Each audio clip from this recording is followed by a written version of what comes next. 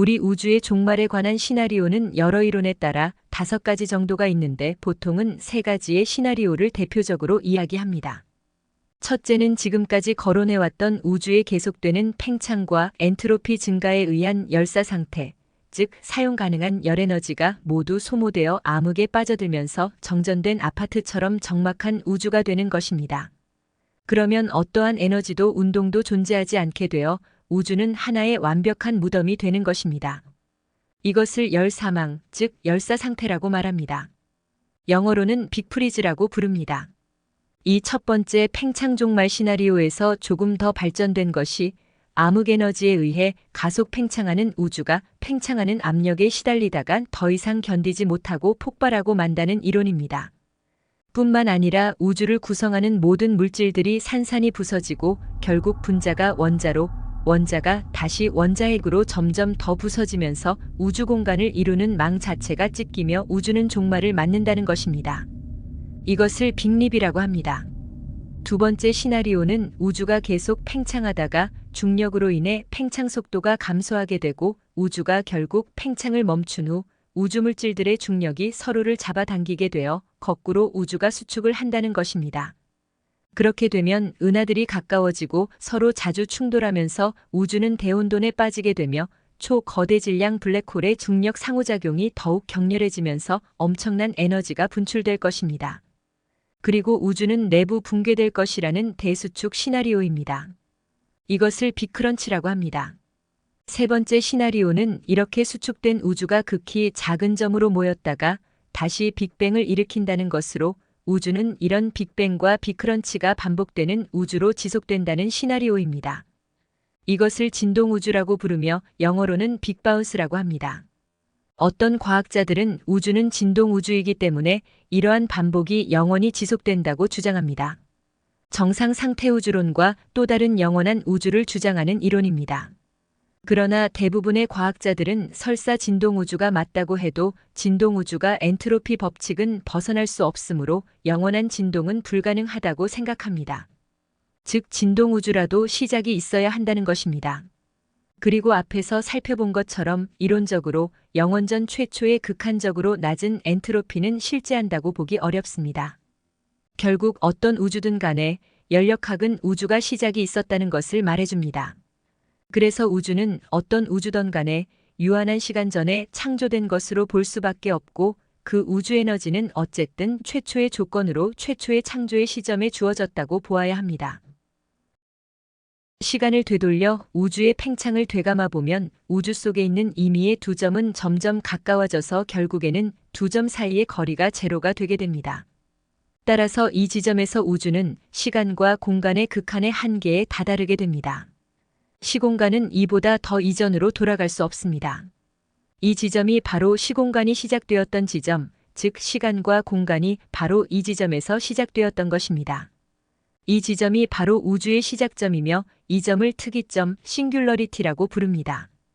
이 특이점은 원자보다 전자보다도 훨씬 작은 점으로 물리학자들은 생각합니다. 빅뱅 직후의 우주의 크기가 원자핵에 들어있는 양성자의 1조분의 1 정도의 크기라고 물리학자들은 생각합니다. 그것을 생각하면 빅뱅 직전의 특이점의 크기가 얼마나 작은지 가늠해 보는 것조차 쉽지 않습니다. 그리고 극단적인 고밀도와 고온, 그리고 에너지로 가득 찬 점으로 물질과 반물질이 요동치는 점으로 추정하고 있습니다.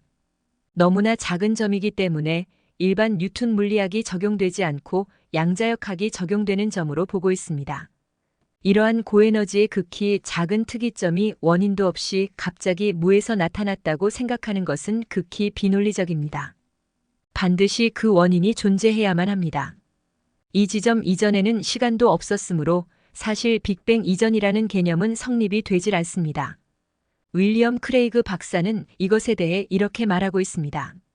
시공간의 최초 경계 이전에는 정말 아무것도 없다는 점에 주목하여야 한다. 그러나 오해하지 말아야 한다. 최초 경계 이전에는 아무것도 없다는 말은 최초 경계 이전에 어떤 상태가 있었음을 의미하지 않는다. 그렇게 여긴다면 이것은 무, 즉 nothing을 유, 즉 무언가 있는 상태, something으로 여기는 것이다.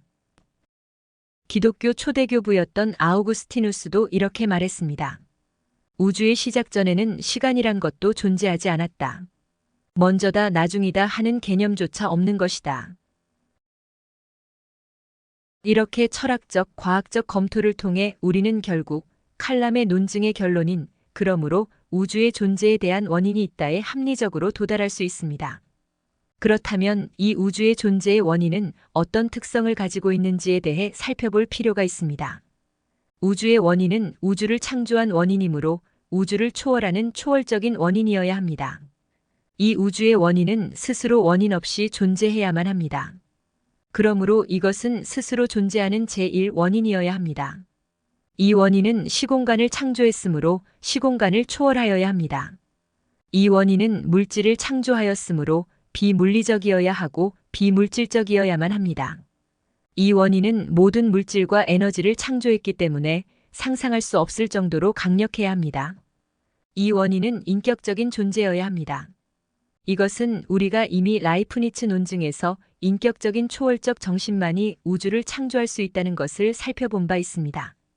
또 왜 하필 우주는 138억 년 전에 창조된 것인가 하는 문제가 인격적인 창조신의 존재를 말하고 있습니다.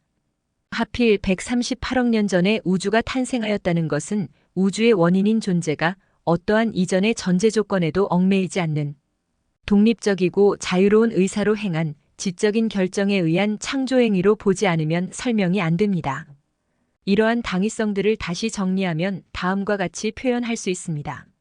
이 원인은 자기 존재를 다른 어떤 것에도 의존하지 않고 아무것도 없는 데서 어떤 것을 창조할 능력이 있으며 어떤 일을 하거나 하지 않을 의지가 있고 우주 밖에 존재하는 특성을 지니고 있어야 한다는 것입니다.